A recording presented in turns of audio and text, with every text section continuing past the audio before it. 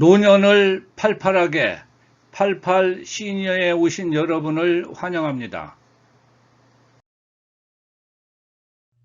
65세 이상 모든 노인에게 100% 기초연금을 지급하자는 기초연금법 개정안이 제출되어 많은 노인분들이 관심과 기대를 갖고 있습니다. 오늘은 그 개정안을 중심으로 그동안 진행사항과 통과 가능성을 분석하여 드리니 끝까지 시청하여 주시기 바랍니다.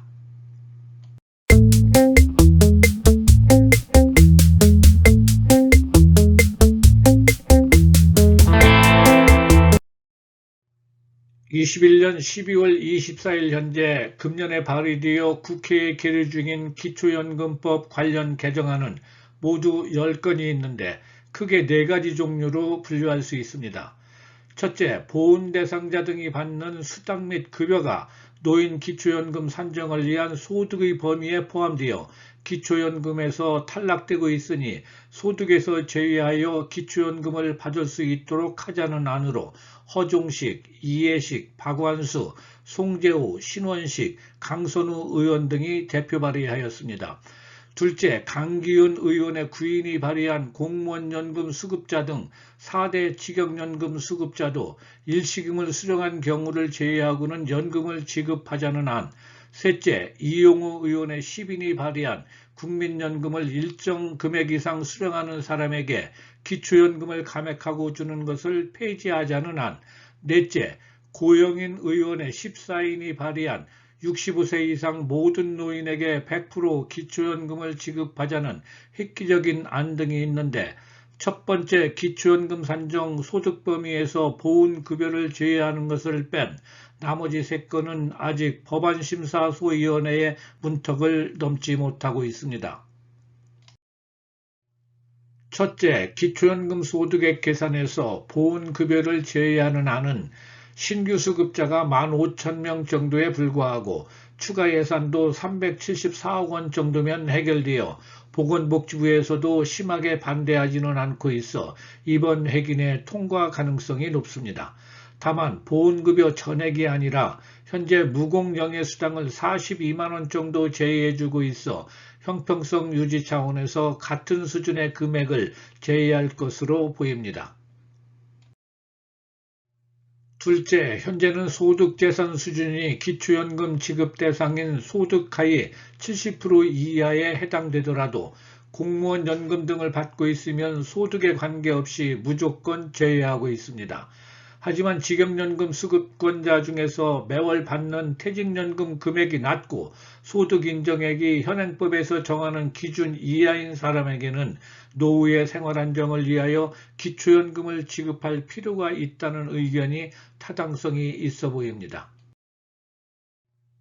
보건복지부에서는 직역연금 수급권자 및 그 배우자의 소득 재산 수준이 낮은 경우 기초연금을 지급하여 모든 저소득 노인의 노후 소득과 생활안정을 지원하고자 하는 방향성에는 공감하나 직역연금의 급여 수준, 국민적 정서 등을 고려한 사회적 논의를 바탕으로 한 신중한 검토가 필요하다는 의견입니다.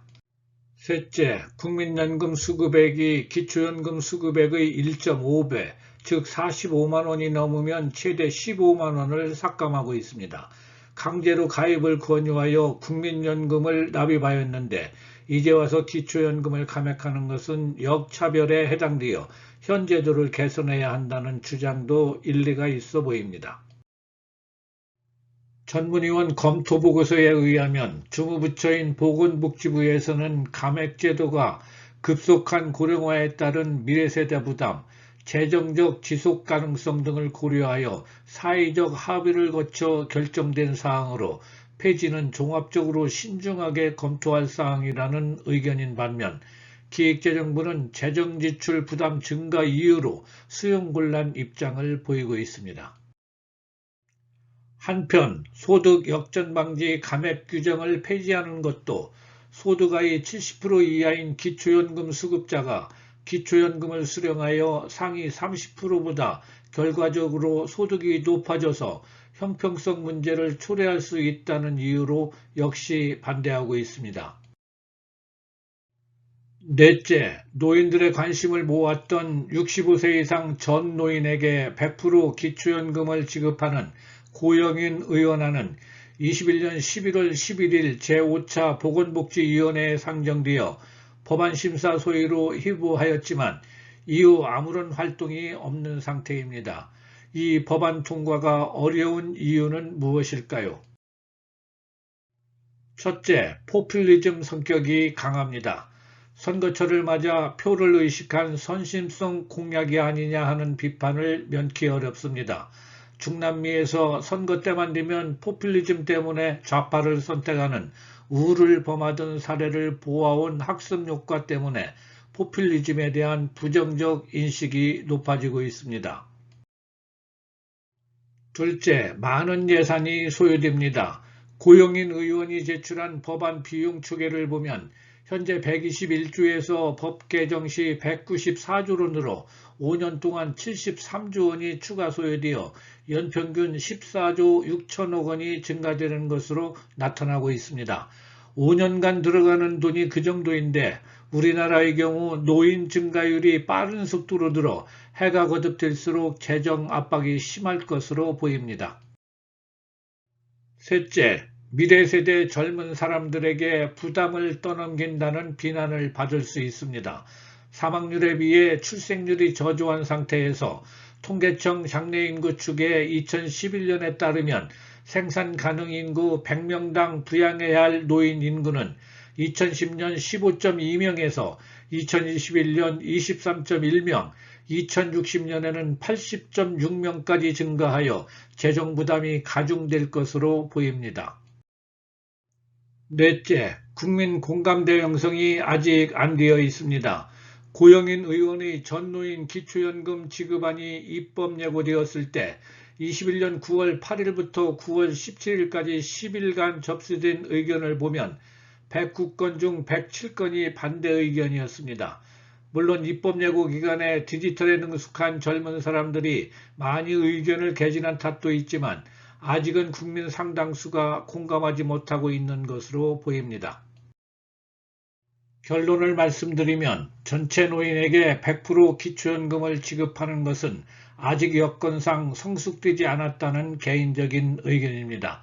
다만 내년에는 3월 9일 대통령 선거와 6월 1일 전국 동시 지방선거가 있어 표를 의식하고 거대 양당에서 공약으로 개발하여 추진한다면 실현 가능성이 아주 없어 보이지는 않습니다. 총선 출마 당시 1호 공약으로 기초연금 100% 지급을 내세웠던 고영인 의원실에서도 선거 공약 반영 등 끝까지 관철될 수 있도록 최선을 다하겠다는 의견을 피력하였습니다. 오늘은 65세 이상 노인분들이 많은 관심을 보이고 있는 전체 노인 기초연금 지급을 위한 기초연금법 개정안이 빠른 기간 안에 통과되기는 어려울 것 같다는 말씀을 드렸습니다.